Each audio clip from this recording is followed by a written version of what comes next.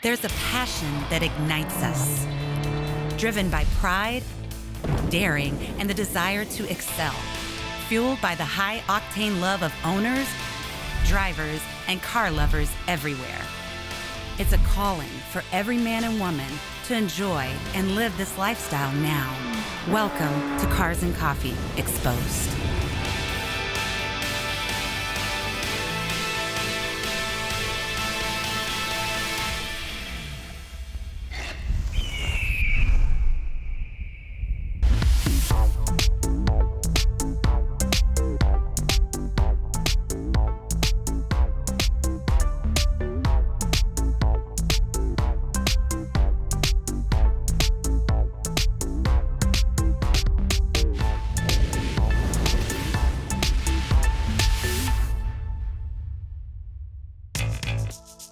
So Andy, this looks like a 69 GT40, but it's not. It's not. Okay, so tell me what it is. It's actually built in 2023. It's a Golf livery tribute edition to the 1969 GT40. And it's built in South Africa by a company under the license of Shelby.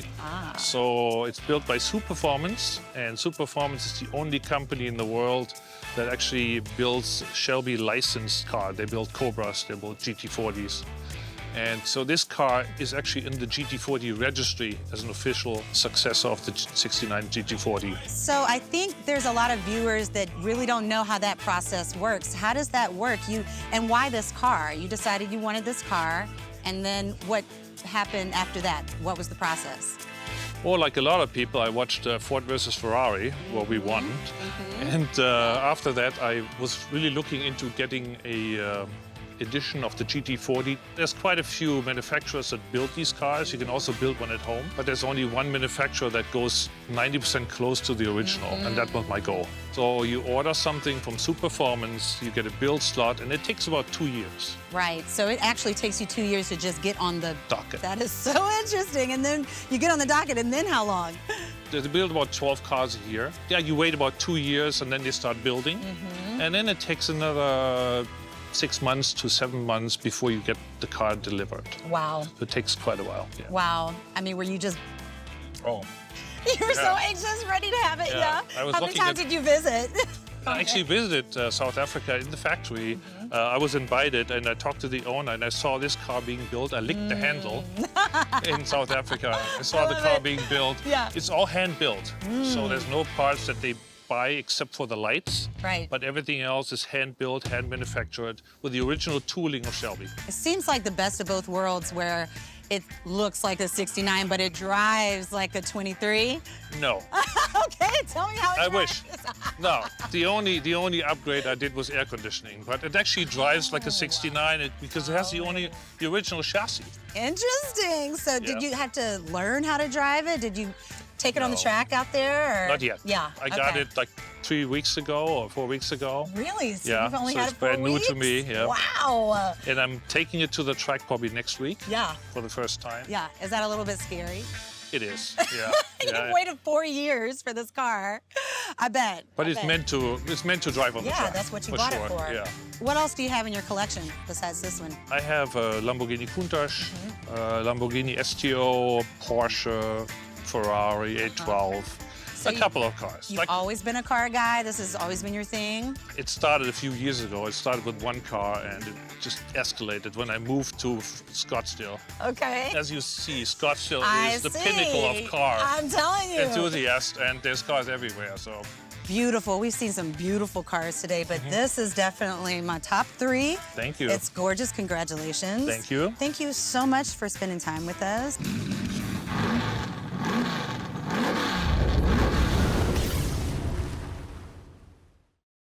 Charlie, thank you so much for bringing not one, but 2 things of beauty here today. Yes. Talia, your beautiful girlfriend. And this car, of course, 2018 GTR. Yes. It's a beauty.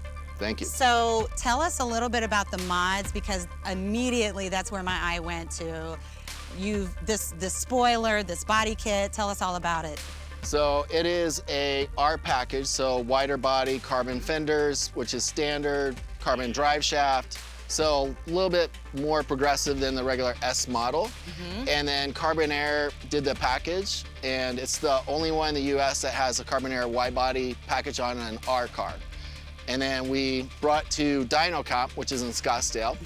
And Rich, he's done probably 6+ cars of mine. We did a 750 horsepower package on it. So now it sounds and is as fast as it looks. So it definitely makes some pops, bangs, and flames, and we want that. Yeah. It's gorgeous. So did you name the vehicle? So I'm not a name guy. I have Okay. bikes, cars, and everything, and I don't name. But Talia, did you? Yeah. Yes. Yeah. Hans. Hans. Tell me why Hans? No, we looked it up. It's a good name. Look like a Hans? Yeah. Talia, when you drive a car like this, what is it about? Is it about the speed, the performance? Is it about the sexiness of it?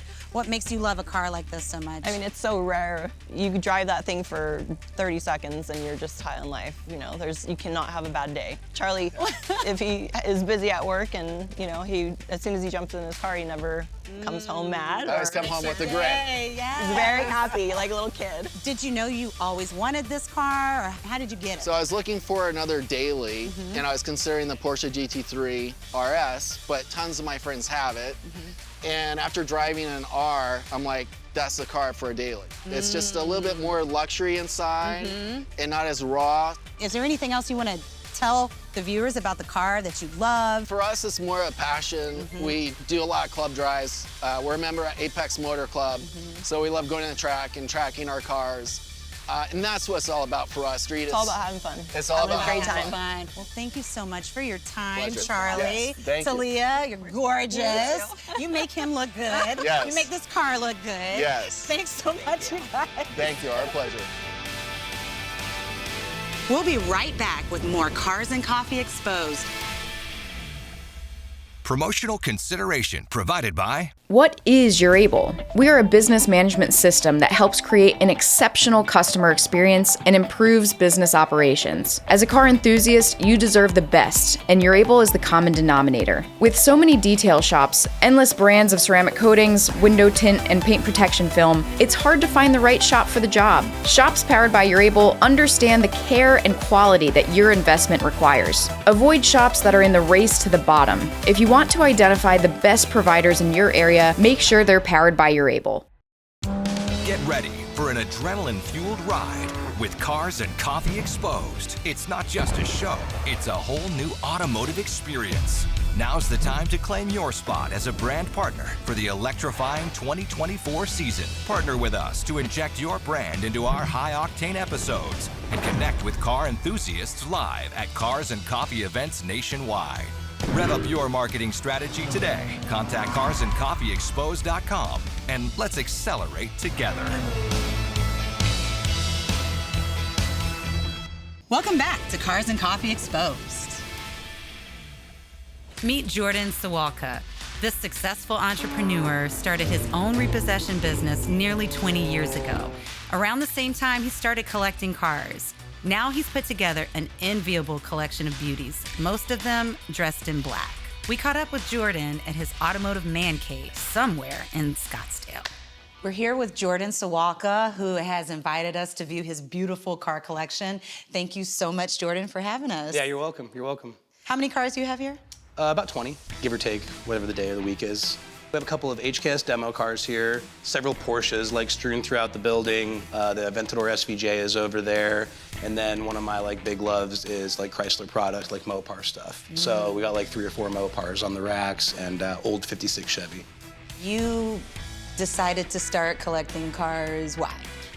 Well, I mean, because I have the room to do it now. So in the beginning, I wasn't able to collect anything. I just would buy something and then trade it in. And then we bought this warehouse, and when you have room, you start to fill it up. So this is really spiraled out of control. So, for lack of a better It's pretty term. out of control, Yeah, but in it like is. the best way possible. Yeah, I'm not mad at it. You started in the automotive world. How? Just from childhood, first Hot Wheels. That 50 cents is like the most expensive addiction that we'll ever create like later in life.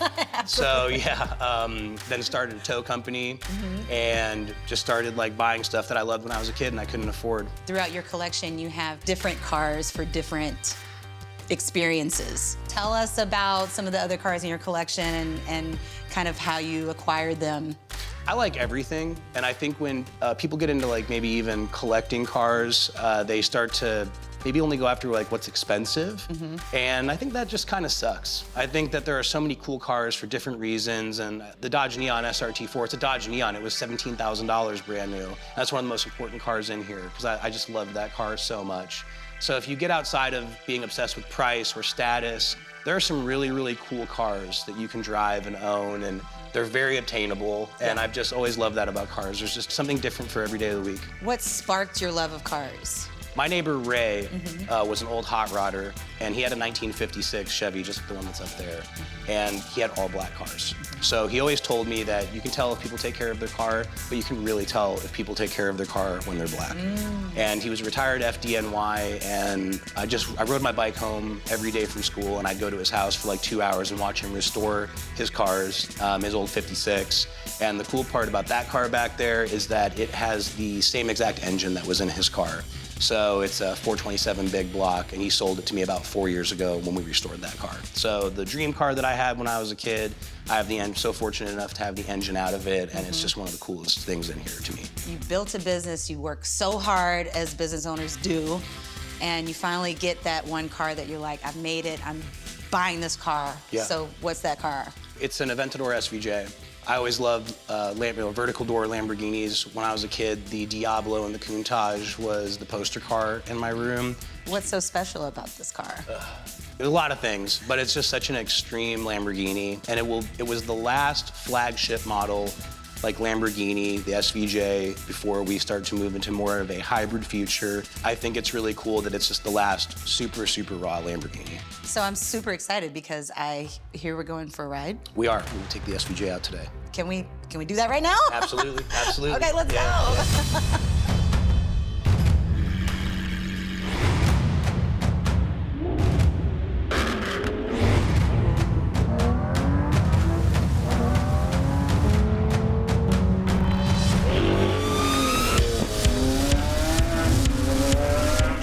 So many supercars in one place ever in my life. I've been in a lot of cities.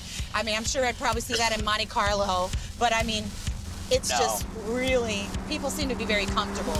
It's pretty safe, pretty chill. Yeah. You know, for now, I hope it stays that way, but I love it out here, man. I've been here my whole life. You said it's your first Lambo. First V12, like the first door up Lambo. Yeah, and you think this is the last of the V12s, huh? It is. So the new Revolto is, I'm sure I'm saying that wrong. Pardon me, Lamborghini. Okay. Pardon me, Lamborghini gods. It's going to be a V12 hybrid assist. But this is going to be the last naturally aspirated wild Lamborghini that they built. So this is an SVJ, and that was the highest trim level at the time for this car.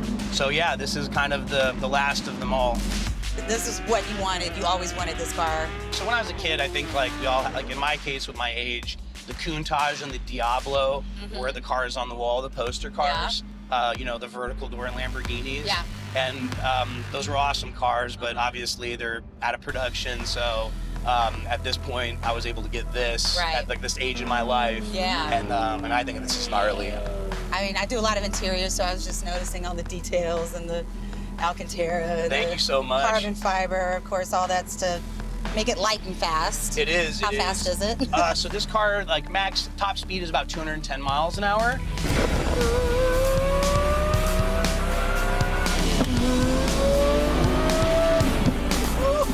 Yeah, boogies. I feel like my balls just dropped.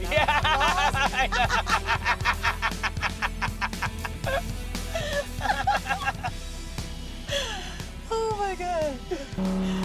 You know, the cool thing about this car is these Lamborghinis, these V12 cars, were never great handling cars. But this car is this was the fastest production car around Nürburgring for a couple of years. So I think they finally were like, hey, they look so exotic, they look like art, well, let's make them really as fast on the track as it looks, right? So that's what's really cool about this car. Yeah, combination of beauty and beast. Yeah, exactly, exactly.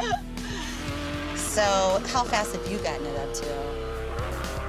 This car probably like 180. We went to Roebling Raceway, and we were about 176 and almost 180 on the back straight. It's a really long straight. So it was really cool, super stable. It was awesome. This car has active aerodynamics. So essentially what happens is it will start to like bleed air after a certain speed to pull it under the car to increase stability. So there's all sorts of like different aerodynamic components that are like at play to keep the car stable at speed. It has four-wheel steering. So below 88 miles an hour, the wheels turn like this to help bring the back of the car around. But after 88 miles an hour, they turn like this to keep the car stable in high-speed maneuvering. So it's like, there's a lot of really cool things. It's crazy. It's crazy how far it's come. It makes you look like a really good driver, you know? I think I was pretty equipped to handle it when I got it. So I would say that I didn't have to learn anything, but this car taught me a lot about respecting power, and the margin for error is really slim in this car, you know? It's big, it's a V12, and if you're not careful, it'll teach you a lesson at the track. How many of these did they make? They made 900 SVJ coupes worldwide. I don't know, I always liked the underdog.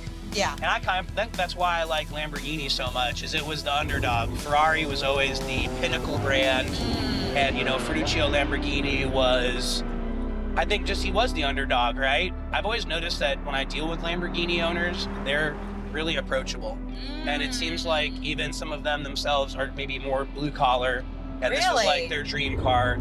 And I've always loved that about the brand. These cars are so fun to drive because they are engaging, and I think that's what a lot of like newer cars lack, is that engagement. I think that as cars get watered down, like kids today will never experience like oversteer situation or keeping a car stable. Not only does it make you a good driver, it keeps you engaged in the car. And I think that that's probably the sad part about maybe like where automotive is going today. And I understand like that's progress, and thank goodness these cars are still around and they're still being taken care of. So I think you'll be able to find them, but the engagement's everything. So I feel like you're definitely in the right place for car love, because I've seen more supercars and exotics here than I have, I think, in any other city I've been in, just driving on the street. So Scottsdale seems to be kind of a capital for that. There was like 4 or 5 F40s that were at Cars and Coffee. So it's just insane to think that those are here residing in collections. But yeah, Scottsdale, Phoenix area, the Arizona car culture, it's really important. It's part of our foundation. I'm so glad we got a chance to see it, because it was really unique. And it's always good to see people bringing their kids out and being able to really get close to these cars, because that's just going to continue to ignite that love like you talked about with the community. I think no matter like the difference with anybody, I think cars are a common denominator.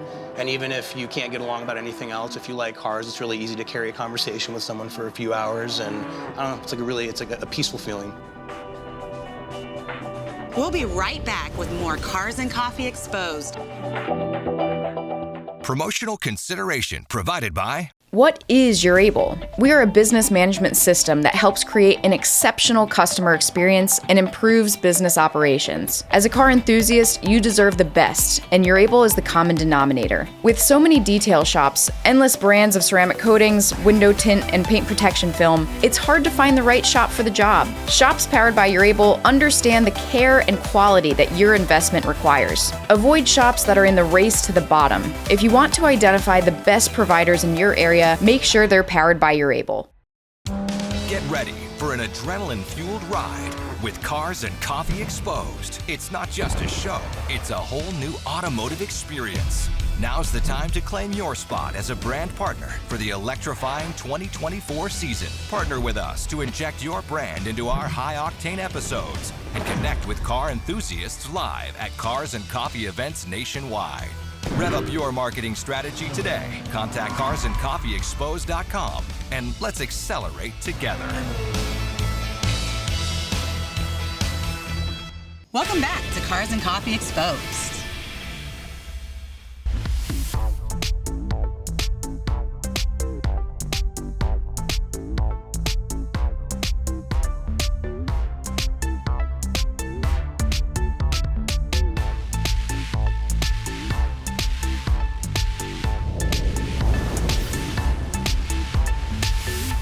John, there is one word to describe this car behind me, and it is sexy. Thank you. Oh my God. Tell me why this car? So I wanted a 720 when it first came out. I always wanted the 720. And anytime I've purchased a car, I always wanted to make it a little bit different.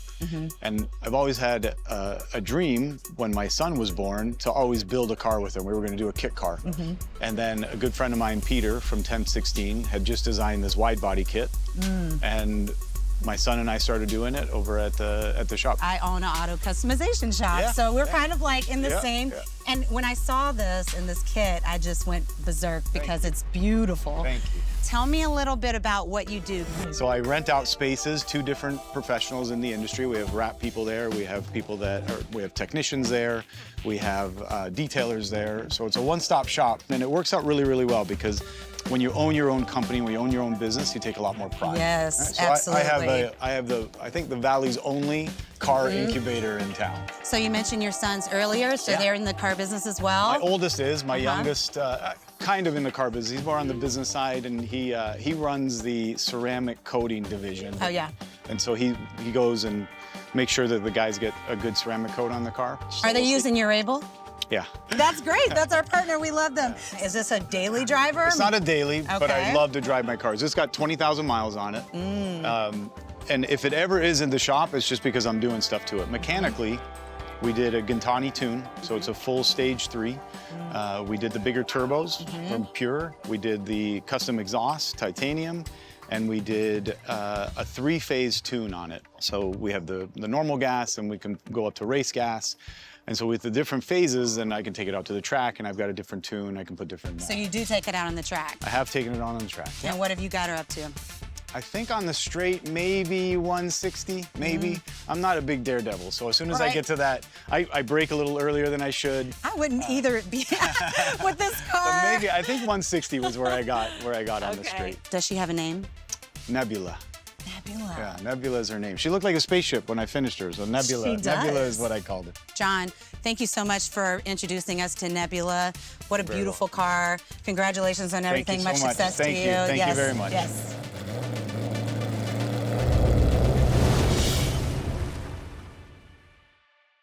Dana, this car is more than a car. I look at it and I just think it's class personified. I mean, it's absolutely beautiful. I love the story behind it. So you were brought home from the hospital in this car. Yeah, my dad bought it in '62. It's probably a year's worth of his salary. And in 1966, when I was born, my parents drove me home from the hospital, my mother in the passenger seat. The story goes he drove about 8 miles an hour all the way home with a long line of cars because he was so afraid. Yes. And my mother was like, he's not gonna brake, Jerry. He's like, ah. And he was just so nervous. What a great story and a great legacy. So your dad was a car guy, obviously had amazing taste in cars. And it looks, Dana, like a lot of love and care was spent in keeping this car beautiful. Did you do any updates to it, or did you really want to just stay classic? When I got the car, my dad passed in 2013. And he did a full body off restoration in 95, 96, took out the original 327. And so I started the journey of being true to the car and putting it back to all original, numbers matching. And the only thing I've changed is the paint job. So the lacquer finish would have been the original way to do it. So I did a high gloss clear coat to make sure that it looks sexy and it stays like that. It's so sexy and classy and just beautiful. You mentioned earlier about it doesn't take curves well, but it's a nice cruiser. Is it a weekly driver, a daily driver? Not a daily driver. I mean, I could, but I it's imagine mostly, you know, going for coffee, doing things like this, showing it off, and it's just fun, you know, having my sexy wife with me in the passenger side. Or Audrey, my granddaughter, or my kids, you know, we go cruising. Sure. You take your mom for a spin every now and then? She lives in Boston, and she hasn't seen it since it's been redone, and so we went out and cruised around. And she told me stories. I'm like, okay, tell me some stories. We would race, we would never lose, and I would be waving to the people like, bye. And my dad would be like, Bonnie, stop. You know, it's like we haven't won yet. So she like to dig in the knife a little bit. Yeah, I love it. You did such a great job. It looks amazing, and congratulations. It's going to be one that'll be in your family, I'm sure, for years to come. Thank you for sharing it with us, and thank you for your time. Yeah, thanks for having us, Chelsea. Absolutely, absolutely, Appreciate it. Dana. Thank you.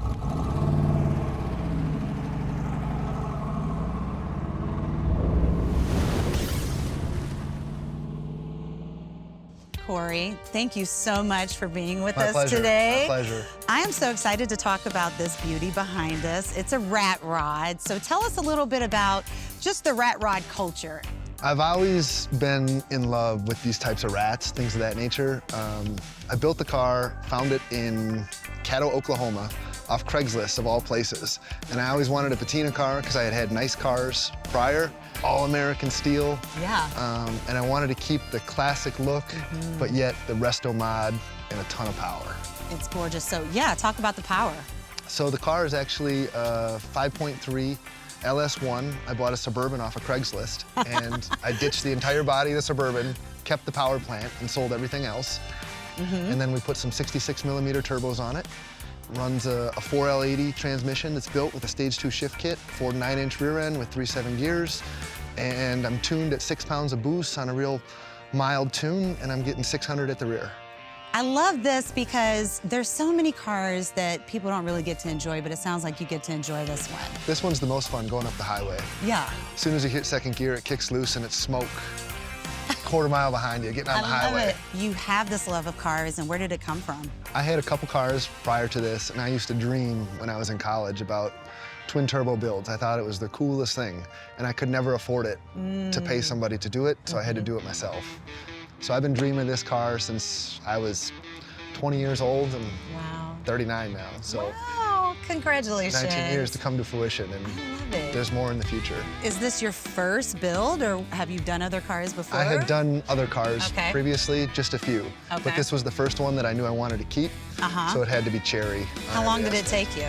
Well, I'm at 3 years on it now, and still not done? They're never done. We talked to a lot of rat rod owners, and they're never done. That's the beauty of these builds, is that they just, all the parts that are repurposed for these rat rods, I just find it so interesting. I always like to go by the built, not bought. What's your investment up to this point? There's about 50 grand in parts. Wow. Yeah, as Wow. it sits. But labor, I mean. What's your time worth? Exactly. What's your time worth? That's right. Well, keep working on it. It's beautiful as it is, and we Thank can't you. wait to see what else you're going to do with it. Keep us Appreciate that. Keep us informed. Thank you, Thanks so Chelsea. much, Corey. Thank you.